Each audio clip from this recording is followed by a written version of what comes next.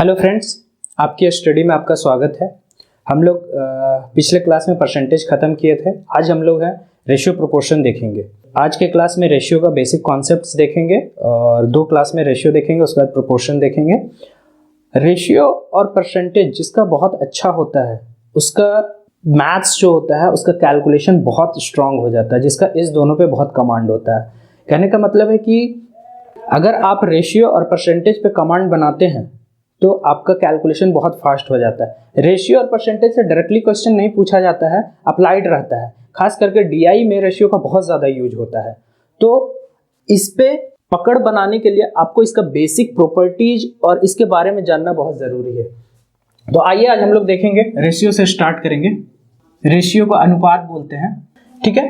कोई भी 2 वैल्यू, एक वैल्यू P है, एक वैल्यू Q है, कोई भी 2 वैल्यू इस फॉर्म में होता है तो इसको हम लोग बोलते हैं कि ये दोनों वैल्यू रेशियो में है। कहने का मतलब कि P/Q के फॉर्म में जो भी वैल्यू होता है उसको हम लोग बोलते हैं कि वो रेशियो है। और एक कंडीशन होता है कि Q जो होता है वो 0 नहीं होना चाहिए, क्योंकि अगर इस केस में अगर Q 0 हो गया तो ये पूरा टर्म जो होगा वो इनफाइनाइट दे देगा। और इनफाइनाइट कहने का मतलब कि जिस वैल्यू के बारे में हम जानते ही नहीं, काउंट ही नहीं कर सकते हैं। तो इसीलिए कोई भी रेशियो जो होता है वो आपका इस फॉर्म में होता है, लेकिन Q जो होता है नॉट इक्वल टू 0 होता है, 0 के बराबर नहीं होता है, नहीं तो ये वैल्यू जो है आपका वो इनफाइनाइट दे देगा। जैसे मान लिया जाए कि ये P और Q है तो इसको हम लोग बोलते हैं एंटीसीडेंट और इसको बोलते हैं प्रीसीडेंट, ठीक है। ये जो हो गया इसको हम लोग बोलते हैं एंटीसीडेंट और ये जो होता है कॉन्सिक्वेंट होता है, कॉन्सिक्वेंट। ये कॉन्सिक्वेंट और इसको एंटीसीडेंट बोलते हैं। रेशियो जो होता है जैसे P/Q जो होता है वो आपका दोनों हो सकता है, होमोजीनस फॉर्म में भी हो सकता है और हेट्रोजीनस फॉर्म में भी हो सकता है। कहने का मतलब कि ये और ये जो वैल्यू होता है सेम भी हो सकते हैं। सेम कहने का मतलब कि सेम यूनिट के, जैसे कि मीटर मीटर भी हो सकता है, मीटर बाय मीटर भी हो सकता है, और लेंथ कह लीजिए कि लेंथ बाय लेंथ भी हो सकता है, लेंथ का कोई वैल्यू है, या फिर एरिया का भी रेशियो हो सकता है। मतलब कि सेम।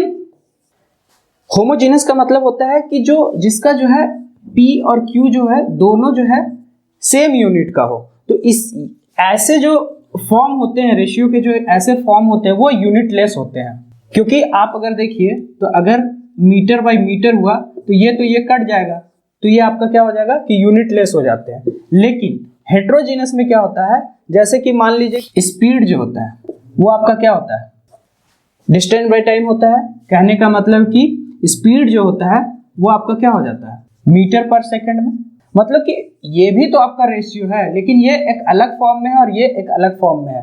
तो हेट्रोजीनस रेशियो वैसा होता है जिसमें कि आपका जो यूनिट होता है, जो डायमेंशन होता है, ये एक्चुअली यूनिट वाला होता है। तो इसमें क्या होता है कि जो एंसीडेंट का जो यूनिट हो गया और कॉन्सिक्वेंट का जो यूनिट हो गया, ये दोनों मिला करके जो बनता है इसका ये यूनिट हो जाता है।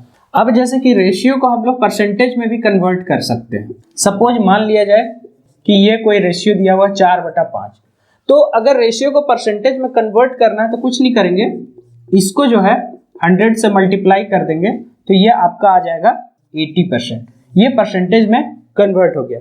या तो आप इसको डेसिमल में भी कन्वर्ट कर सकते हैं। डेसिमल में डायरेक्ट है 4/5 को डिवाइड कर दीजिए, ये 0.8 आ जाएगा, ठीक है। और अगर डेसिमल को परसेंटेज में जाना है तो कुछ नहीं करना है, इसको 100 से मल्टीप्लाई कर दीजिए, ये खुद परसेंटेज आ जाएगा। तो ये था बेसिक। अब हम लोग देखते हैं कि इसका प्रॉपर्टीज क्या क्या है रेशियो का, जो कि बहुत ज़्यादा यूज होता है। इसका प्रॉपर्टीज पे अगर कमांड हो तो कैलकुलेशन पे बहुत इफेक्ट पड़ता है, कैलकुलेशन बहुत फास्ट हो जाता है। सब इंपॉर्टेंट प्रॉपर्टीज ऑफ रेशियो, इसकी कुछ महत्वपूर्ण प्रॉपर्टीज देख लेते हैं रेशियो का। जैसे कि पहला, अगर मान लिया जाए कि P/Q कोई रेशियो है, तो अगर इसको हम किसी भी कांस्टेंट से, कहने का मतलब कि किसी एक सेम वैल्यू से अगर ऊपर भी मल्टीप्लाई करें, मान लीजिए कि K कोई कांस्टेंट है तो ऊपर भी मल्टीप्लाई करें और नीचे भी सेम से मल्टीप्लाई करें, तो ये जो रेशियो आएगा ये अनचेंज रहेगा, इसी रेशियो के बराबर होगा। देख लेते हैं, जैसे कि मान लिया जाए कि 4/5 लिए, ये मान लिया जाए कि कोई रेशियो है 4/5। अगर इसको हम सेम किसी नंबर से मल्टीप्लाई कर दे, जैसे कि हम 2 से मल्टीप्लाई करते हैं, 4 × 2 और नीचे भी 5 इंटू 2, तो ये कितना हो गया 8/10 हो गया। और ये देखिए आपका कितना 4/5, तो इसका अगर रेशियो देखेगा तो ये भी कट के, क्योंकि 2 जो है वो कैंसिल हो जाएगा, तो ये भी आपका सेम रेशियो देगा, रेशियो अनचेंज होता है अगर मल्टीप्लाई हुआ तो। उसी तरह अगर सेकंड प्रॉपर्टी देखा जाए तो अगर मान लिया जाए P/Q कोई फॉर्म में है, तो अगर सेम कांस्टेंट से अगर डिवाइड किया जाए, दोनों एंटीसीडेंट को भी और कॉन्सिक्वेंट को भी अगर सेम कांस्टेंट से डिवाइड करते हैं, जैसे कि P को मान लिया जाए कि K से डिवाइड किए और Q को भी K से डिवाइड किए, तो जो वैल्यू आएगा, मतलब कि अब जो रेशियो आएगा वो भी सेम होगा, अनचेंज होगा। कहने का मतलब कि इसी के रेशियो के बराबर होगा। सेम देख लीजिए, अगर मान लिया जाए कि वही 4/5 लेते हैं, इसको 2 से डिवाइड कर दीजिए, ऊपर भी 2 और नीचे भी 2 कर दीजिए, तो ये आपका कितना बन जाएगा, नीचे आ जाएगा, ये ऊपर आ जाएगा 8/10। यहाँ पे भी देखिए इसका भी रेशियो इसी के बराबर है, सेम है। क्या होगा कि ये तो ऑब्वियस सी बात है, कट जाएगा ना, कोई भी कांस्टेंट से करे, तो इसमें भी रेशियो अनचेंज है। तीसरा जो होता है डिनोमिनेटर इक्वेशन मेथड। कहने का मतलब डिनोमिनेटर इक्वेशन मेथड कहने का मतलब है कि अगर मान लिया जाए कि दो रेशियो दिया हुआ है, अगर हमको उसको कंपैरिजन करना है कि कौन बड़ा या छोटा है, तब ये जो मेथड है ये बहुत काम आता है। सिर्फ यहीं पे नहीं, आप जब आगे क्वेश्चन भी सॉल्व करेंगे तो देखिएगा कि कितना यूज होगा।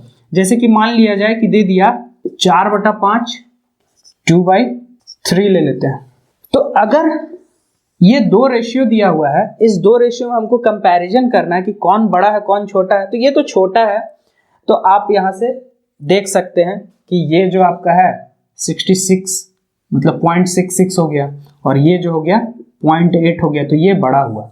लेकिन डिनोमिनेटर इक्वेशन मेथड में क्या होता है कि हम क्या करते हैं कि डिनोमिनेटर को सेम कर देते हैं। तो डिनोमिनेटर को जब सेम कर देंगे तो सिर्फ न्यूमरेटर का जो वैल्यू है वो देखेंगे कि बड़ा कौन है, जो बड़ा होगा वही वैल्यू बड़ा हो जाएगा। जैसे कहने का मतलब कि इन दोनों का जो है कॉमन क्या होगा, अगर हमको इक्वल करना है तो यहाँ 5 है यहाँ 3 है, तो इन दोनों का एलसीएम ले लेंगे 15, तो मतलब कि हमको 15 करना है। तो 15 करने के लिए हम क्या करेंगे, यहाँ भी 3 से मल्टीप्लाई करेंगे, यहाँ भी 3 से मल्टीप्लाई करेंगे, और यहाँ पे हम 5 से मल्टीप्लाई करेंगे, यहाँ पे भी हम 5 से मल्टीप्लाई करेंगे, तो ये मेरा वैल्यू कितना हो जाएगा 12/15, और ये मेरा कितना हो जाएगा 10/15। अब देखिए डिनोमिनेटर तो सेम हो गया, अब जो भी मेरा वैल्यू देगा वो क्या देगा, जो ये बड़ा होगा वही बड़ा होगा। तो यहाँ पे अगर देखिए ये वैल्यू बड़ा है, दैट मीन्स कि ये मेरा बड़ा हो गया। तो यही होता है डिनोमिनेटर इक्वेशन मेथड, कहने का मतलब कि इक्वेट कर दिए हम। फोर्थ में अगर बोला जाए कि दो रेशियो है, दो फ्रैक्शन अगर मान लिया जाए दिया गया, जैसे कि a और b, ये एक फ्रैक्शन है, इसका अगर हम रेशियो निकालें c/d से, ये d है, तो मेरा जो वैल्यू होगा वो क्या होगा, तो a/b को अगर c/d से हम निकालें तो ये क्या हो जाएगा, रेशियो क्या होता है, डिवाइड ही तो है एक टाइप का ना। तो a/b को अगर हम डिवाइड कर दें c/d से, तो ये मेरा क्या हो जाएगा, ये ऊपर चला जाएगा और ये नीचे आ जाएगा AD/BC, तो ये मेरा रेशियो आ जाएगा, ये फ्रैक्शन आ जाएगा। अगर दो फ्रैक्शन का रेशियो निकालना है तो मेरा जो मेरा फाइनल फ्रैक्शन होगा वो मेरा ये हो जाएगा, ये दोनों क्रॉस हो जाएगा, मल्टीप्लाई हो जाएगा। समझ में आया। फिफ्थ प्रॉपर्टी देखते हैं। बोल रहा है कि मान लिया जाए कि कोई रेशियो है A और B, तो इसमें बोल रहा है कि अगर मान लिया जाए कि कोई एक, या तो ये सर्ड होना चाहिए या ये सर्ड होना चाहिए, या फिर दोनों सर्ड होगा। सर्ड कहने का मतलब सर्ड हो जाता है जो कि मान लिए रूट में है, √3 या फिर 3√4, मतलब कि ये 1/3 हो गया, या फिर आपका 1/4 हो गया, मतलब कुछ भी हो गया, ये सब सर्ड्स होता है। तो अगर सर्ड में एक वैल्यू हो या ये या फिर दोनों वैल्यू हो, अगर सेम सर्ड हुआ, मतलब कि अगर सेम दोनों वैल्यू अगर सर्ड्स है और सेम सर्ड हुआ, कहने का मतलब कि अगर √3/√3 है, तब आपका क्या होगा, ये कट के इंटीजर दे देगा। लेकिन अगर मान लिया जाए कि सेम सर्ड नहीं हुआ, अगर मान लिया जाए कि सिर्फ ऊपर वाला सर्ड है या नीचे वाला सर्ड है या दोनों सर्ड है लेकिन डिफरेंट सर्ड है, तो ये कभी भी जो है वैल्यू इंटीजर नहीं देगा। ये प्रॉपर्टी मैं इसलिए बता रहा हूं क्योंकि इसका जो यूज है वो आपको ऑप्शंस एलिमिनेट करने में बहुत मदद करता है। कहने का मतलब कि मान लिया जाए कि कोई सपोज कि √3/4 a² है, ये मेरा इक्विलैटरल ट्रायंगल का आपका एरिया होता है। तो इक्विलैटरल ट्रायंगल का एरिया है, अगर मान लिया जाए कि a जो है, मान लिया जाए कि उसका साइड है, नॉर्मल आपका इंटीजर दिया हुआ है, इंटीजर दिया हुआ है, तो √3 कोई जो भी ऑप्शन में √3 कंटेन करेगा वो आपका आंसर हो जाएगा, क्योंकि सर्ड्स जो होता है वो तो एलिमिनेट नहीं होगा यहां से ना। लेकिन अगर a का वैल्यू, सपोज a का वैल्यू 1/4 रूट हो, कहने का मतलब कि 3⁴ तो ये होगा, तो ये मेरा क्या हो जाएगा, अगर a का वैल्यू हम डाल दिए 3⁴ और इसका स्क्वायर करेंगे तो ये मेरा क्या हो जाएगा, √3 देगा, और ये √3 और ये √3 कंबाइन होकर के क्या दे देगा, इंटीजर दे देगा। तो अगर मान लिया जाए कि कोई एक सर्ड हो या दोनों सर्ड हो लेकिन डिफरेंट सर्ड हो, तो आपका इंटीजर नहीं देता, वो रेशियो इंटीजर नहीं देगा। समझ में आ गया। नेक्स्ट प्रॉपर्टी देखते हैं। अगर मान लीजिए कि दो रेशियो दिया हुआ है, a/b और c/d, ये दो रेशियो दिया हुआ है, तो इसका अगर मल्टीप्लीकेशन जो होगा, इन दोनों रेशियो का जो अगर मल्टीप्लीकेशन देखें तो क्या होगा, a/b क्रॉस c/d, तो ये हो जाएगा ac/bd। ये सब छोटे छोटे चीज है, बेसिक प्रॉपर्टीज है, इसलिए मैं बता दे रहा हूं। अब जो प्रॉपर्टी है, मान लिया जाए कि a और b कोई रेशियो दिया हुआ है, ठीक है, तो इसको अगर हम कंपाउंड करें मतलब कहने का मतलब है कि सेम से अगर मल्टीप्लाई करें, a/b इंटू a/b कंपाउंड कर दिए, तो ये जो मिलेगा a²/b², तो इसको हम लोग बोलते हैं डुप्लीकेट रेशियो। ठीक है, ये हो गया डुप्लीकेट रेशियो। अब मान लिया जाए कि a और b है, इसी को अगर a²/b² से मल्टीप्लाई कर दें तो ये जो आएगा aq/bq, ये हो जाएगा ट्रिप्लीकेट रेशियो इसको बोलते हैं। ठीक है, ये हो गया डुप्लीकेट और ये हो गया ट्रिप्लीकेट। अगर ये रेशियो दिया हुआ है a और b, और ये अगर मान लीजिए कि √a √b हो गया, तो इसको हम लोग बोलेंगे सब डुप्लीकेट रेशियो। ठीक है, और इसी को अगर ये हो गया तो इसको हम लोग बोलेंगे सब ट्रिप्लीकेट रेशियो। एग्जाम्स में ये सब आता नहीं है, बट मान लिया जाए कि कभी बोल दिया जाए कि सब डुप्लीकेट या फिर सब ट्रिप्लीकेट, तो ये टर्म्स आपको आने चाहिए, इसलिए मैं बता दिया। नेक्स्ट जो प्रॉपर्टी है, नेक्स्ट प्रॉपर्टी बहुत ही इंपॉर्टेंट प्रॉपर्टी है, जैसे कि a/b, c/d, e/f, g/h, ये सब बराबर है, और ये अगर इक्वल टू k दिया हुआ है, तो k का जो वैल्यू हो जाता है वो आपका हो जाता है a + c + e + g divided by b + d + f + h, ये हो जाता है k का वैल्यू। सारे न्यूमरेटर को ऐड कर दीजिए और सारे डिनोमिनेटर को ऐड कर दीजिए, तो जो वैल्यू आएगा वो k का वैल्यू आ जाएगा। ये आया कहाँ से, आइए देखते हैं। जैसे कि a/b बराबर k हो गया, तो यहां से अगर देखिए तो kb बराबर a हो जाएगा। उसी तरह c/d बराबर k दिया हुआ है, तो यहां से kd बराबर c हो जाएगा।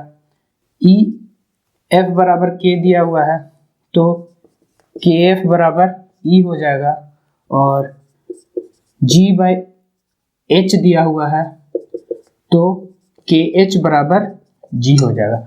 अब ये चारों को ऐड कर दीजिए, जब ऐड करेंगे तो ये क्या हो जाएगा, k b + d + f + h, और ये हो जाएगा a + c + e + g। तो यहां से अगर k का वैल्यू, तो a + c + e + g divided by b + d + f + h, ये हो जाएगा। ठीक है, समझ में आ गया। इसी में अगर मान लिया जाए कि a1/b1, a2/b2, a3/b3, a4/b4 fraction दिया हुआ और सब अनइक्वल है, मतलब कि कोई भी इक्वल नहीं है। और अगर मान लिया जाए कि ये हम मान लिए कि इसमें सबसे स्मॉलेस्ट है और ये फ्रैक्शन मान लिया कि सबसे लार्जेस्ट है, तो जो वैल्यू, जो फ्रैक्शन आएगा इन लोग का न्यूमरेटर, ये जो फ्रैक्शन होगा ये स्मॉलेस्ट से बड़ा और ये लार्जेस्ट से छोटा, इन दोनों के बीच ये लाई करेगा। कहने का मतलब कि ये जो फ्रैक्शन हो जाएगा ये इससे बड़ा हो जाएगा और इससे छोटा हो जाएगा। समझ में आ गया? इसको आप वैल्यू पुट, कहने का मतलब कि कोई भी फ्रैक्शन मान करके आप चेक करके देख सकते हैं, ये सेम आएगा। ये बहुत इंपॉर्टेंट है। अभी ये जो दोनों मैं बताया, इसके पहले जो बताया था उससे तो आई थिंक CGL 16 या 18 में क्वेश्चन पूछा था मेंस में। अब मान लिया जाए कि दो इक्वेशन दिया हुआ, a1x plus b1y plus c1z बराबर 0 दिया हुआ। दूसरा इक्वेशन है a2x plus b2y plus c2z बराबर 0 दिया हुआ। अगर ये दो इक्वेशन दिया हुआ है और इससे बोला जाए कि x, y और z का वैल्यू निकाले, तो हम कभी भी नहीं निकाल पाएंगे। क्यों? क्योंकि इसमें जो वेरिएबल है 1, 2 और 3 वेरिएबल दिया हुआ, तो 3 वेरिएबल के लिए हमें जो है 3 इक्वेशन चाहिए। तो इससे जो इक्वेशन नहीं निकलेगा, तो या तो जब ऐसे क्वेश्चंस आते हैं तो हम क्या करते हैं, एक वेरिएबल को अपने मन से कुछ ले लेते हैं और उसके बाद 2 वेरिएबल निकाल लेते हैं। लेकिन इसमें हम क्या करेंगे कि x, y और z जो है इनका हम जो प्रोपोर्शन निकाल लेंगे, x:y:z। जब भी ऐसे दो इक्वेशन दिया हो तो हम x, y और z का प्रोपोर्शन निकाल लेंगे और उसके बाद वैल्यू निकाल लेंगे। तो हम क्या करेंगे कि x, y, z का प्रोपोर्शन आएगा कहाँ से, तो इसको निकालने का जो तरीका है वो आइए बताते हैं कैसे निकलेगा। 2 तरीका है। एक तो क्या किया जाए कि यहां से अगर z को एलिमिनेट कर दें तो मेरा निकल जाएगा। z को एलिमिनेट करने के लिए क्या करेंगे, हम इसको c2 से मल्टीप्लाई करेंगे और इसको c1 से मल्टीप्लाई करेंगे, तो ये दोनों मेरा इक्वल हो जाएगा। तो a1 c2x plus b1 c2y plus c1 c2z बराबर 0 हो जाएगा। दूसरा हो जाएगा a2 c1x plus b2 c1y plus c1 c2z, ये हो जाएगा। अब यहाँ से आप इसको एलिमिनेट कर सकते हैं, तो एलिमिनेट करने के लिए क्या होगा, हम माइनस कर देंगे तो ये कट जाएगा, तो ये कट जाएगा, तो ये मेरा कितना आ जाएगा, अगर इसको इससे माइनस करेंगे तो a1 c2 minus a2 c1 x, फिर यहाँ हो जाएगा b1 c2 minus b2 c1, ये हो जाएगा। तो यहां से अगर आप देखिएगा तो रेशियो क्या आ जाएगा, x/y, ये इधर आ जाएगा, तो x जो हो जाएगा वो मेरा क्या हो जाएगा, इधर जाएगा तो ये माइनस हो जाएगा, तो माइनस इधर पहले आ जाएगा तो प्लस हो जाएगा। दैट मीन्स कि b2 c1 minus b1 c2 divided by, ये इधर नीचे आ जाएगा, तो a1 c2 minus a2 c1, ये xy आ जाएगा। इसी तरह आप yz का भी निकाल सकते हैं और तीनों को फिर इक्वेट कर देंगे, तो फिर वहां से xyz आ जाएगा। एक और तरीका है इसको निकालने का, वो ऐसे कर सकते हैं, x, y और z हम मान लिए, इसका कॉफिशिएंट क्या दिया हुआ था, a1 a2, इसका b1 b2, इसका c1 c2। तो अगर हमको x निकालना है तो x यहां से मेरा क्या आ जाएगा, इसको छोड़ करके, इस रो को छोड़ करके हम इसको क्रॉस करेंगे और इसको मल्टीप्लाई करेंगे और इसको मल्टीप्लाई करके माइनस कर देंगे, तो b1 c2 minus b2 c1, ये मेरा x आ गया। y भी इसी तरह हम निकाल लेंगे, इसको छोड़ देंगे, इन दोनों का आ जाएगा, तो मेरा क्या हो जाएगा, a1 c2 minus a2 c1, और z का भी उसी तरह निकाल लेंगे, इसको छोड़ देंगे, इसको मल्टीप्लाई कर देंगे, a1 b2 minus a2 b1। समझ में आ गया? ये मैं इसलिए बता दिया क्योंकि अगर मान लिया जाए कि 3 वेरिएबल दिया हुआ 2 इक्वेशन रहेगा, तो फिर यहां से आप x y z का प्रोपोर्शन निकाल करके और फिर वैल्यू निकाल सकते हैं, क्वेश्चन सॉल्व कर सकते हैं। नेक्स्ट प्रॉपर्टी, ये बहुत इंपॉर्टेंट प्रॉपर्टी है। अगर मान लिया जाए कि 2 रेशियो दिया हुआ a/b और ये ग्रेटर देन 1 है, जब ये ग्रेटर देन 1 होगा, ए और बी अगर दिया हुआ है कि ये रेशियो है ग्रेटर देन, बहुत ही इंपॉर्टेंट है, बहुत ही यूज होगा, डीआई में भी बहुत ही यूज होगा, मैं बताऊंगा कैसे। तो अगर मान लिया जाए कि कोई कांस्टेंट, सपोज ए प्लस के और बी प्लस के अगर हम ऐड करते हैं तो ये जो नया फ्रैक्शन आएगा वो ए और बी से छोटा होगा, ए और बी से छोटा होगा। उसी तरह अगर माइनस करते हैं ए माइनस के और बी माइनस के तो ये क्या होगा आपका ए और बी से बड़ा होगा। ये बहुत ही इंपॉर्टेंट है, चाहे तो आप चेक कर सकते हैं। मान लिया जाए कि 4/5 ना लेकर के हमको 1 से बड़ा लेना है ना, तो हम ले लेते हैं 3/2 ले लेते हैं। 3/2 अगर मान लिया जाए 3/2 नहीं, थोड़ा बड़ा ले लेते हैं, इससे 6/5 लेते हैं। तो ये मेरा कितना हो जाएगा 6/5 1.2 हो जाएगा। अगर इसमें हम के ऐड कर दिए, कुछ भी हम ऐड कर देते हैं, अगर मान लिया जाए कि के 1 ऐड किए या 2 ऐड कर देते हैं, 6 + 1 ऐड कर देते हैं और 5 + 1 ऐड कर देते हैं, तो ये जो वैल्यू देगा ये मेरा कितना हो जाएगा 7/6। तो 7/6 मेरा कितना हो जाएगा, 1/6 में आपको बताया था 16.66 होता है, 16.66 होता है, तो ये मेरा कितना हो जाएगा, ठीक है।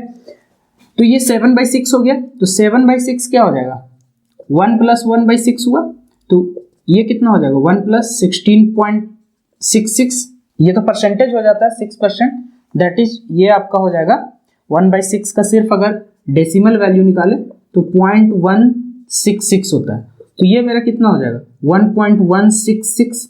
अगर ये देखिए इससे कंपैरिजन में तो छोटा है कि नहीं, तो यहाँ से आप ये देख सकते हैं। उसी तरह मैं माना था 6/5, तो इसमें 6/5 लिए, अगर इसमें हम 1 को माइनस कर दें, -1 और -1, तो ये आपका कितना हो जाएगा 5/4। 5/4 आपका कितना हो जाता है 25, 1.25, ये देखिए इससे बड़ा है। तो वही बोल रहा था कि जब रेशियो जो है 1 से बड़ा हो और उसमें अगर सेम वैल्यू ऐड किया जाता है दोनों साइड, तो वो क्या होता है कि जो ये जो रेशियो है इससे छोटा होता है, और अगर सब्ट्रैक्ट किया जाता है तो उससे बड़ा हो जाता है। और अगर आप देखिए तो ये हो कैसे रहा, अगर थोड़ा लॉजिकली आप सोचिए, तो लॉजिकली अगर आप सोचिएगा तो देखिएगा कि 6/5 आखिर ये हो क्यों रहा है, ये कम क्यों हो रहा है और ये मेरा बढ़ क्यों रहा है। तो अगर आप देखिएगा कि 6/5 जो है, अगर हम 1 इसमें प्लस किए और 1 इसमें हम ऐड किए, दैट मीन्स कि सेम अमाउंट हम ऐड कर रहे हैं। 1 जो है 6 का अगर देखिए तो कितना परसेंट होगा 16.66%, मतलब कि ऊपर ऐड हो रहा है मेरा 16.66%, और नीचे अगर देखिएगा तो एक जो है वो 5 का कितना परसेंट है, तो 20% है। नीचे डिनोमिनेटर में मेरा जो है 20% इंक्रीज हो रहा है, मतलब कि डिनोमिनेटर जो है वो मेरा ज्यादा इंक्रीज कर रहा है इससे, मतलब कि न्यूमरेटर से डिनोमिनेटर जो है वो ज्यादा इंक्रीज कर रहा है, मतलब कि 20% से इंक्रीज कर रहा है और ऊपर जो है 16.66% है। दैट मीन्स कि डिनोमिनेटर का जो वैल्यू है वो बढ़ा दे रहा है। इसीलिए क्या हो रहा है कि ये जो मेरा फ्रैक्शन है वो इस जो पुराना जो फ्रैक्शन है उससे उसका वैल्यू कम हो जा रहा है। सेम चीज यहाँ पे भी अगर देखिए तो ऊपर क्या हो रहा है कि ऊपर जो है मेरा 16.66% जो है वो वैल्यू डिक्रीज कर रहा है, लेकिन नीचे जो है 20% वैल्यू डिक्रीज कर रहा है। तो 20% वैल्यू डिक्रीज कर रहा है कहने का मतलब डिनोमिनेटर को बहुत ज्यादा घटा दे रहा है। तो डिनोमिनेटर को जब बहुत ज्यादा घटा देगा तो वो क्या होगा, अपने आप जो फ्रैक्शन मुझे मिलेगा वो क्या हो जाएगा, वो जो पहले का जो फ्रैक्शन है उससे बड़ा ही फ्रैक्शन देगा वो। तो लॉजिक ये है, आप या तो ऐसे समझिए या फिर ऐसे समझ सकते हैं, और ये बहुत जगह अप्लाई होता है, बहुत जगह, खास करके डीआई में। आप देखते के साथ बता दीजिएगा कंपैरिजन में कि क्या हो रहा है नहीं हो रहा है, आगे मैं पढ़ाऊंगा तब बताऊंगा। इसी का एक और है जस्ट इसका रिवर्स, कि अगर फ्रैक्शन जो है वो 1 से छोटा हो, उसी तरह अगर मान लिया जाए कि फ्रैक्शन जो है जैसे a/b जो है वो 1 से छोटा है, तो जब इसमें ऐड होगा a + k और b प्लस k, तो ये जो आपका फ्रैक्शन होगा ये बड़ा हो जाएगा किससे, जो पहले का फ्रैक्शन था। और सेम क्या हो जाएगा, जब सेम इसको घटा देंगे तो ये क्या हो जाएगा, पहले के फ्रैक्शन से छोटा हो जाएगा। देखिए अगर मान लिया जाए कि मैं 4/5 लेता हूँ, सेम चीज करते हैं इसमें भी कि ये मेरा क्या 1 से छोटा है, दैट इज 0.8 है। अगर इसमें हम 1 ऐड कर दें तो 4 + 1 और 5 + 1, तो ये मेरा कितना हो जाएगा 5/6 हो जाएगा, दैट इज 1 - 1/6। तो ये मेरा कितना हो जाएगा 83.33 हो जाएगा, आई मीन 0.83 हो जाएगा। तो ये देखिएगा अगर, तो इससे बड़ा वैल्यू दिया कि नहीं। और सेम चीज अगर यहां देखें कि अगर माइनस कर दिए तो ये मेरा कितना आ जाएगा 3/4, दैट इज 0.75। ये जो है इससे छोटा है कि नहीं। यहां पे भी सेम कॉन्सेप्ट काम कर रहा है। अगर यहां पे भी आप देखिए कि 4 का अगर 1 और 5 का 1 ऐड हो रहा है, 4 का 1 ऐड हो रहा है, दैट मीन्स कितना 25% ऐड हो रहा है, और नीचे 20% ऐड हो रहा है। डिनोमिनेटर का जो 1 है वो कितना हो गया 20%, दैट मीन्स कि न्यूमरेटर को ये बढ़ा दे रहा है और डिनोमिनेटर जो है वो उतना चेंज नहीं हो रहा। तो पहले का जो फ्रैक्शन है उससे ऑब्वियस सी बात है ये बढ़ जाएगा वैल्यू। और यहाँ पे भी अगर आप देखिए तो ऊपर कितना डिक्रीज कर रहा है, 25% डिक्रीज कर रहा है और नीचे 20% ही डिक्रीज कर रहा है।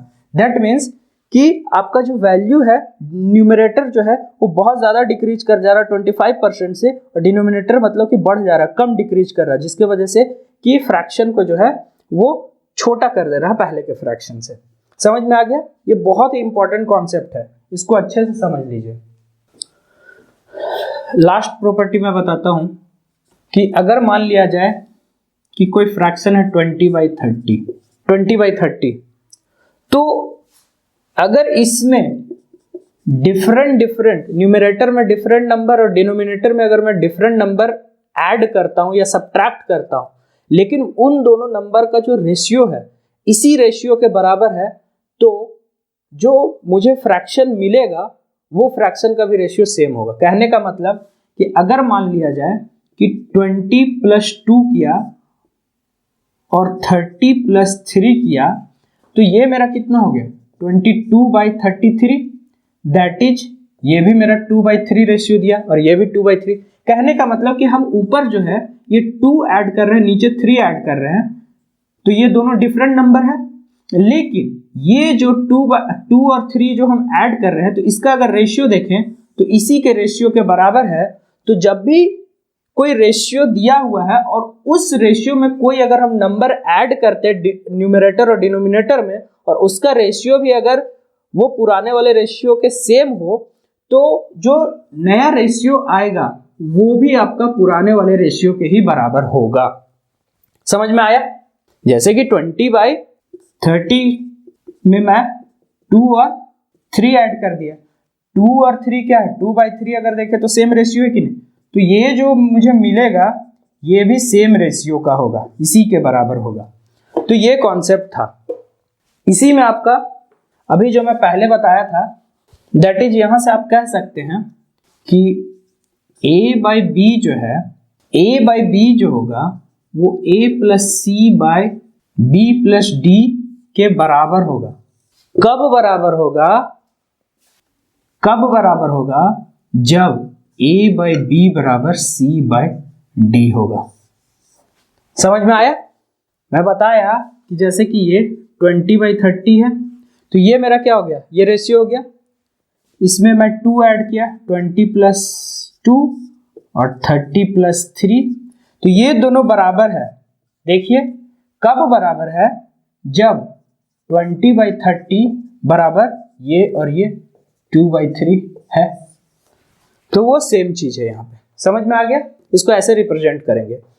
यहीं पे एक और चीज ऐड कर देते हैं कि अगर मान लिया जाए कि ये जो दिया हुआ है, जैसे कि c/d अगर a/b से बड़ा हो, मतलब कि जो हम ऐड कर रहे हैं उसका रेशियो अगर a/b से बड़ा होगा, तो आपका a + c b plus D जो आएगा जो रेशियो वो a बाई बी से बड़ा होगा।